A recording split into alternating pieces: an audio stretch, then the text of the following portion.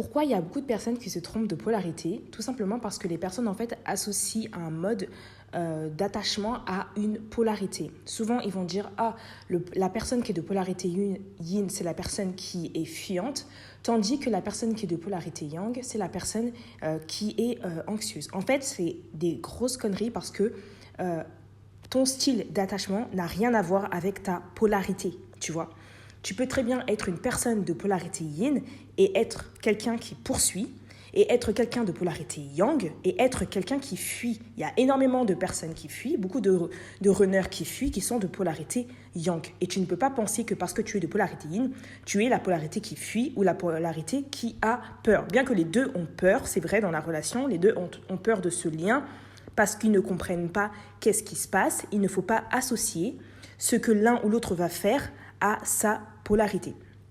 Beaucoup de personnes qui vont être chasers, conscientes au lien en premier, vont vouloir en fait à tout prix bâtir le couple par la peur de perdre l'autre, la peur de ne pas contrôler, la peur de se retrouver seul. Ça va dépendre de ta polarité. Ça n'a rien à voir encore une fois. Tu peux très bien être yin et avoir peur d'être abandonné, et tu peux très bien être yang et avoir peur d'être rejeté. Donc en fait, les peurs qui vont être là seront en fait, révélatrices de ce qu'il y a encore à libérer, de ce qu'il y a encore à guérir.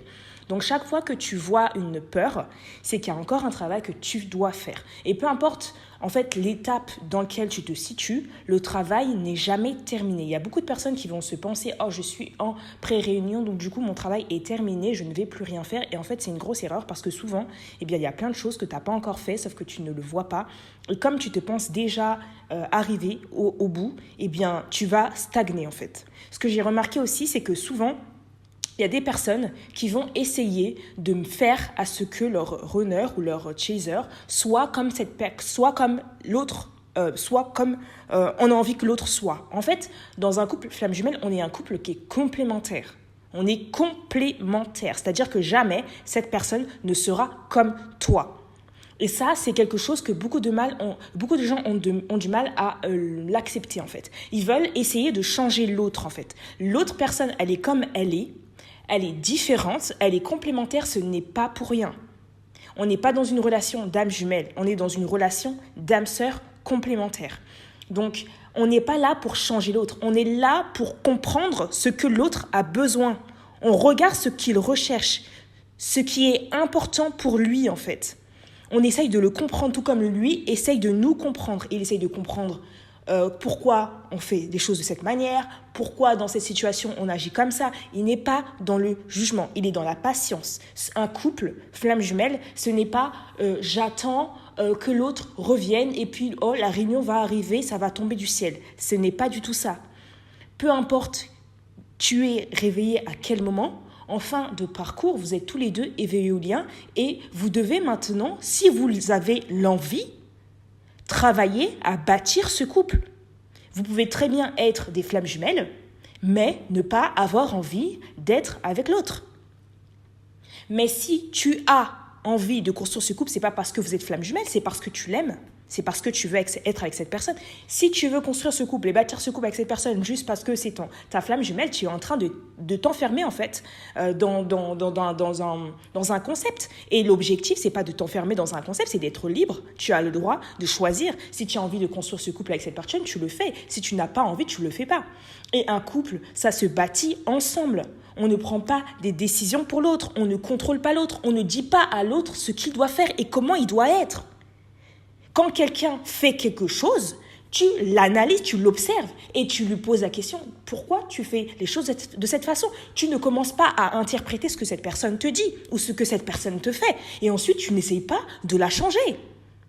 Tu vois quelque chose que tu ne comprends pas. Non, mais en fait, moi, je sais que normalement, il ne faudrait pas faire les choses comme ça. Il faudrait plus que tu fasses ça comme ça. Si tu fais ça comme ça, c'est parce que tu as tel ou tel problème. Tu n'es pas sa psychologue. Tu es sa copine, alors tu dois rester à ta place de copine. C'est pas à toi de venir faire la thérapeute dans ton couple. C'est tellement en fait minimisant, c'est réducteur, c'est tellement humiliant. Imagine-toi, tu es en couple avec une personne qui t'étudie toute la journée et puis qui est là, qui te dit « Ah, mais en fait, je comprends en fait, ce que tu fais, ça vient de la stratégie de je ne sais pas où, ou la méthode de je ne sais pas quoi qui consiste... Non, en fait, c'est extrêmement... Moi, je ne comprendrais pas. Si quelqu'un me faisait ça, je me dirais, mais il est fou, c'est quoi cette personne, en fait? C'est à l'autre personne de t'expliquer. Si elle en a envie, si elle a envie de te partager, si elle a envie de s'ouvrir, elle le fera. Tu n'as pas à la forcer. Tu n'as pas à lui dire quand elle doit faire telle chose ou quand elle ne doit pas faire quelque chose. Le couple flamme jumelle, vous allez vous retrouver si vous avez l'envie et vous allez bâtir ce couple. Il n'y a pas besoin d'être pressé. Pourquoi vous êtes pressé? Pourquoi vous comptez le temps? Pourquoi vous comptez les minutes? Toi, tu as encore des choses à faire de ton côté, tu as encore des choses à travailler, tu n'es pas prêt, tu as le droit de ne pas être prêt. C'est pas parce que tu es la personne qui est éveillée au lit en premier que tu dois être la personne qui doit être prête. Si tu n'es pas prête, tu n'es pas prête. L'autre le sait. Il le sait parce que vos âmes communiquent. Donc quand tu te fais croire que tu es prête alors que tu n'es pas prête, l'autre, il le sait en fait. Il le ressent. Et après, tu es là en mode « Oh mais il n'y a toujours pas de réunion, oh c'est bizarre ». Bah non, c'est pas bizarre en fait. C'est que toi, tu ne vois pas ou tu ne veux pas l'admettre que tu n'es pas prête. Mais tu veux tellement l'être que tu ne t'écoutes pas en fait. Tu es dans le déni de toi-même. Tu es dans la fuite de toi-même. Et là, tu n'es plus dans l'amour, tu es dans le besoin. Tu as besoin d'être avec cette personne alors que tu n'es pas prête. Parce que c'est vital pour toi. C'est-à-dire que tu n'as pas encore travaillé. Parce qu'à la fin, l'autre, c'est plus vital. Ce n'est plus un besoin, c'est une envie. On a envie d'avancer ensemble. On se rapproche géographiquement. On va habiter dans des villes proches. Et de temps en temps, se voir, passer du temps ensemble. Parler, discuter, faire connaissance. Et puis voir s'il y a moyen ensuite de s'installer ensemble. S'il y a moyen ensuite de se marier, on prend son temps. C'est un couple flamme jumelle, ça se bâtit sur le temps. C'est pas que je revois l'autre et boum, boum, boum, boum, directement on fait des gosses et on se marie. Mais c'est quoi ça? Non, ça se passe pas comme ça, un couple flamme jumelle. En couple flamme jumelle, quand vous êtes en pré-réunion, vous avez encore 20% à travailler. Et ces 20% à travailler, ça peut te prendre 4 mois, 5 mois, 6 mois, 1 an, la pré-réunion. On n'est pas dans un film de Walt Disney où on se revoit et où on se marie. Non, ça c'est pas un couple flamme jumelle, je suis désolée. C'est pas un couple flamme jumelle. Il y a encore énormément de choses à travailler. Il y a encore énormément de peurs que tu n'as pas encore soupçonnées parce que tu n'as pas vu l'autre. Donc, bien comprendre que nous sommes des âmes complémentaires, donc nous sommes opposées, nous sommes différentes, mais en même temps, nous avons besoin de l'un et de l'autre pour avancer. Il a ce que je n'ai pas. C'est pas comme dans un couple lambda où je vois la personne, oh, je vois c'est qu'il existe en moi et je l'aime parce que je la vois en moi. Non, je l'aime pour ce qu'il est. Il est différent, mais je sais qu'il me complète. Je sais que cette personne peut m'aider à me développer. C'est pour ça que c'est un couple qui est blessant, qui est souffrant. Parce que cette personne ne vient pas me réconforter. Elle ne vient pas m'apporter une sécurité. Cette personne, elle me montre que non. Tu te trompes. Non, ton ego là, qui te dit ça, non. C'est pas la meilleure chose à faire. Parce que souvent, ton ego, il va te persuader que le mieux, c'est de faire comme ça. Le mieux, c'est d'être comme ça. T'as beau élargir ton ego et autres, il n'y a pas que ça. Il y a autre chose encore à découvrir. Il y a ta partie inconsciente. Et comme je pouvais en parler à chaque fois des âmes sœurs complémentaires, c'est que l'autre a les fonctions qui sont opposées aux tiennes. Donc toi, quand tu es là, tu es introverti, tu te dis que c'est que par cette voie. Lui, il te dit non, regarde, tu as encore cette voie, tu as cette possibilité, tu as cette possibilité. Et oui, tu as ta fonction dominante qui te dit non, mais moi, je ne veux pas avoir toutes les possibilités, je suis perdu. Non, moi, j'aime bien me limiter à une seule voie. Et c'est pour ça que parfois, il y a des petites guerres. Mais lui, il te montre que non, en fait. Tu dois apprendre aussi à intégrer cette partie de toi parce que cette partie est dans ton inconscient et que cette partie peut t'aider à être plus juste, à être plus harmonieuse avec toi-même. Parce que cette fonction cognitive, elle existe dans ton inconscient. Mais toi, tu l'as jamais utilisée jusqu'à présent. Et quand tu l'utilisais, en fait, tu l'utilisais d'une manière qui te faisait peur. C'est pour ça que quand tu le vois, lui, utiliser ça, alors que toi, tu n'es pas capable de maîtriser ça, ça te fait peur.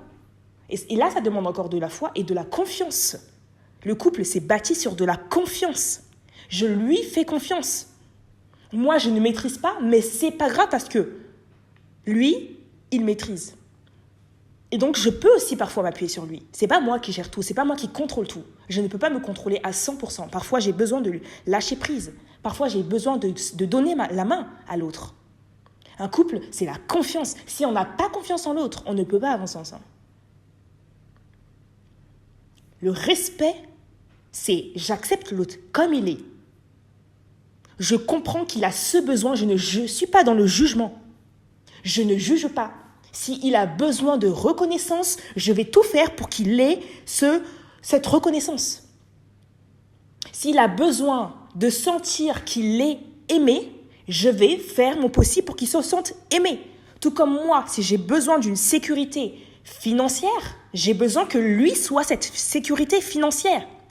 Si j'ai besoin qu'il me complimente pour me sentir bien, je vais lui demander. Et j'ai le droit de lui demander. Pourquoi ? Parce que c'est tes fonctions cognitives. Tes fonctions cognitives, c'est tes besoins humains. Et tu ne peux pas négliger un seul de tes besoins. Parce que si tu négliges un seul de tes besoins, tu n'es plus dans l'amour de toi. Donc c'est comprendre que ces besoins sont différents. Moi, quand j'ai besoin d'être aimé, lui, il a besoin d'être reconnu. Quand moi, j'ai besoin de donner de l'amour, lui, il a besoin d'en recevoir. Quand moi, j'ai besoin de faire vivre des expériences, lui, il a besoin de recevoir des expériences. Quand moi, j'ai besoin de contrôler, lui, il a besoin d'explorer. Et je l'accepte tel qu'il est parce que je le respecte. Nous sommes complémentaires et nous allons ensemble nous épouser et fusionner ça, en fait. Nous allons fusionner tout ça ensemble. Et ensemble, nous allons devenir beaucoup plus forts. Parce que si tu veux juste qu'il soit comme toi, tu n'avais qu'à rester qu'avec toi. Tu n'as pas besoin de lui. Si tu n'es pas prête à prendre ce qu'il a à te donner, tu n'as pas besoin de lui. Mais c'est la dépendance affective qui fait que tu le gardes. Parce que tu ne veux pas rester seul. Mais un couple flamme jumelle, c'est un couple qui se bâtit sur le respect et sur l'amour. On n'est pas dans un couple lambda où on est dans des dépendances affectives. Si tu voulais faire des couples lambda dans la dépendance affective et dans le contrôle, tu n'avais pas besoin d'être dans un parcours flamme jumelle. Tu pouvais aller avec une âme sœur, tu pouvais aller avec une âme jumelle, tu pourrais aller avec n'importe qui. Dans un parcours flamme jumelle, on te demande l'excellence. Si tu es dans ce parcours, c'est que tu as été jugée, prête à évoluer, à passer à un niveau supérieur. Ceux qui sont dans ce parcours sont prêts à passer à un niveau supérieur, à se dépasser, à ne pas rester dans ce qu'on faisait avant, les couples où on était tous les deux dépendants, les couples où on était tous les deux là à se contrôler, on se jalousait, on s'engueulait, on se blâmait. C'est de sa faute, c'est pas moi, c'est lui. Ça, c'est terminé. Les personnes qui sont là en mode « moi, je suis en détachement, je suis encore en train de blâmer l'autre », ça, c'est terminé en fait. À un moment donné, on se voit, on s'analyse soi-même. Ce que lui, il fait, il te montre ce que toi, tu ne vois pas sur toi-même. Ça ne sert à rien de le blâmer. Si tu n'es pas encore prête à plonger en toi pour voir ce qui se passe en toi, dans ce cas-là, tu restes sur le côté, tu restes dans ta séparation, tu ne viens pas nous faire chier à nous dire que « oh non, moi, je ne vais jamais me réunir avec lui parce qu'il a fait ci, parce qu'il a fait ça ». Au bout d'un moment, ce genre de discours, moi, j'en veux plus. Ce genre de commentaires, ça ne m'intéresse plus. Parce que je sais très bien qu'est-ce qui se cache derrière ce genre de personnalité. Vos commentaires, quand je le lis, je sais exactement ce qui se passe derrière. Mais je ne vous le dis pas parce que ce n'est pas à moi de vous le dire. Je ne suis pas votre coach, ce n'est pas à moi de vous dire qu'est-ce qui ne va pas, qu'est-ce qu'il faut travailler. Non, ça ne marche pas comme ça. Si tu as envie de te faire aider, te faire accompagner, tu me contactes. Sinon, moi, je ne te dirai rien. Mais je sais, quand je lis les commentaires, je sais. Donc voilà ce que j'avais à vous partager. Ça peut être un peu cru, un peu salé, désolé. Mais voilà, il fallait que je dise. Je vous souhaite à tous une excellente soirée et à ciao. Et à très vite, plus tard.